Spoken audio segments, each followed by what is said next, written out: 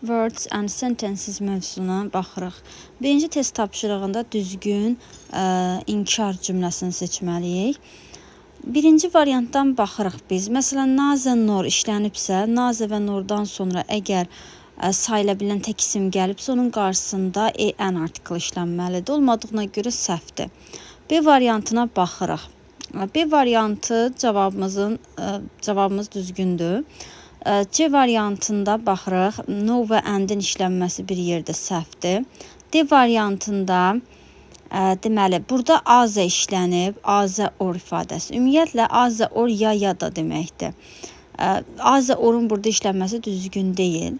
Ümumi nazə nor işlənə bilərdi burada. Y variantına baxırıq. Y variantında həm not işlənib, həm də and işlənib, düzgün deyil. İkinci test tapşırığında isə yenidən düzgün inkar cümləsini seçəcəyik biz. Məsələn, 2-də baxırıq görək səhv varmı? Neither his parents nor his teachers. Burada bir səhv yoxdur. Təyin ediciləri var deyə heç bir artikl işlətmirik. Özünün təyin edicisi var nazən orada. A variantı düzgündür.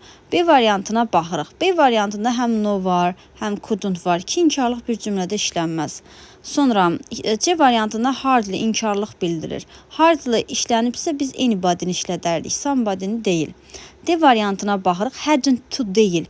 Biz bildiyimiz kimi had to, have to, has to'nun sualı inkarı to do hesabına düzəlir. Yəni burada biz didn't işlədərdik inkar olaraq. Hadn't özü inkarlıq yaratmır.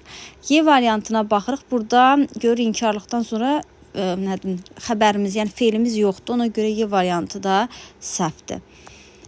Keçirik üçüncü test tapşırığına. Yenidən düzgün negativ bu cümləni biz negativ inkar formasına salacağıq. Baxırıq indi. Nazə nor. Nazə nor işlənibsə, bəs bunun artiklları hardadır? B variantında deməli nordan sonra təyin edici işlənməz. Məsələn, telegram olmamalıydı. Eyni işlətməməliydik burada. C variantında not və and-in işlənməsi düzgün deyil eyni cümlədə. Daha sonra baxırıq. D variantı 3-də düzgündür. Y variantında isə səhvimiz nədədir? Burada and-ilə bağlanıb not səhvdir. Baxırıq 4-cü test tapşırığına səhvləri hardadır? Məsələn, əgər cümlənin sonunda azə tək işlənibsə, cümlə inkarda olmalıdır. Cümlə təsdiqdə deyə səhvdir.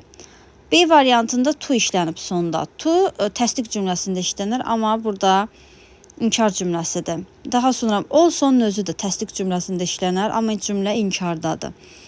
D variantı düzgündür, azə işlənib sonda və cümlə inkardadır.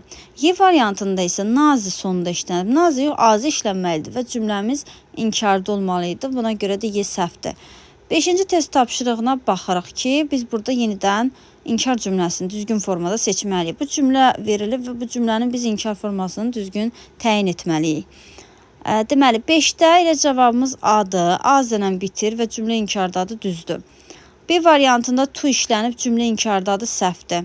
C variantında also var, inkardadır, cümlə səhvdir. Təsdiqdə olmalıdır cümlə. Also, to varsa cümlə təsdiqdə olmalıdır. D variantında yenə nazənən qutarıb, A-zənən bitə bilərdi və cümlə inkarda olmalıydı. Y variantında isə, bax, az işlənib burada, ancaq cümləmiz inkarda deyil. Ona görə də Y variantı da səhv olur.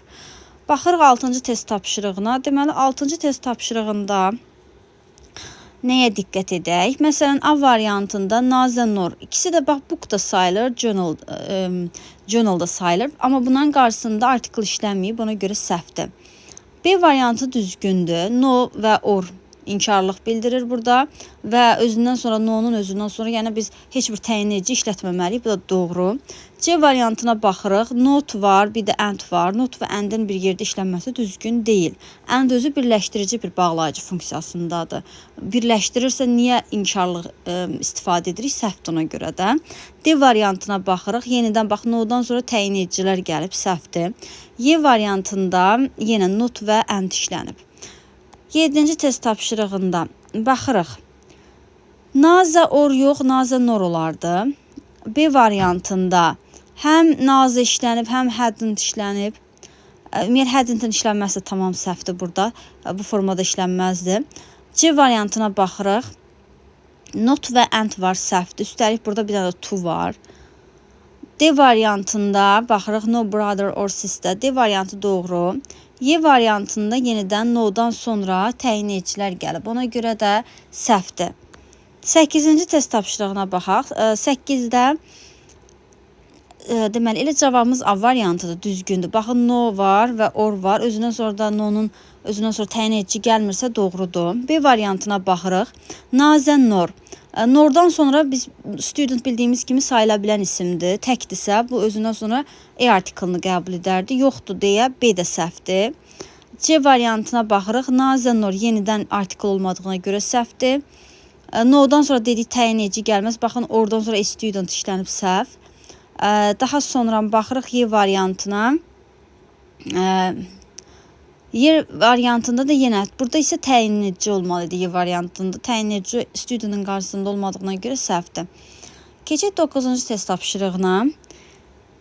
Məsələn, A variantında also işlənib və inkardadır cümlə səhvdir. Təsdiqdə olmalıydı. B variantına baxaq. To işlənib, inkardadır, təsdiqdə olmalıydı, səhvdir. C variantında A-zənə bitib, cümlə inkarda olmalıydı, təsdiqdədir deyə səhvdir. D variantında düzdür, A-zənə bitib, cümləmiz inkardadır.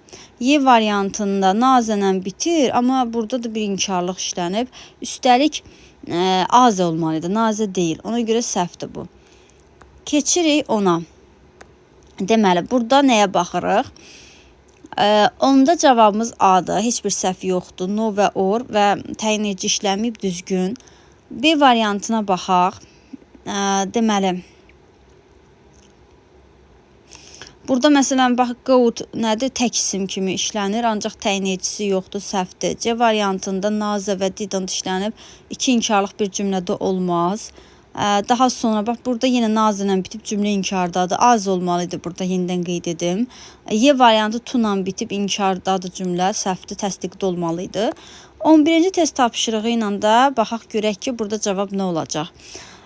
Deməli, məsələn, A variantını elə baxanda görürük ki, baxın, no, deməli, no-dan sonra heç bir təyin edici gəlməyib, oradan sonra heç bir təyin edici gəlməyib, cavabımız A-dır. Daha sonra B variantında həm not işlənib, həm and səhvdir.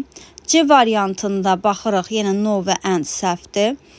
Daha sonra, baxın, burada doesn't have, burada sayıla bilən tək isim olduğuna görə bir artikel işlədə bilərdik. Biz işlədilməyib deyə səhvdir. Y variantında isə or deyil, nor olmalıdır. Üstəlik ikinci tərəfə də biz artikel yaza bilərdik.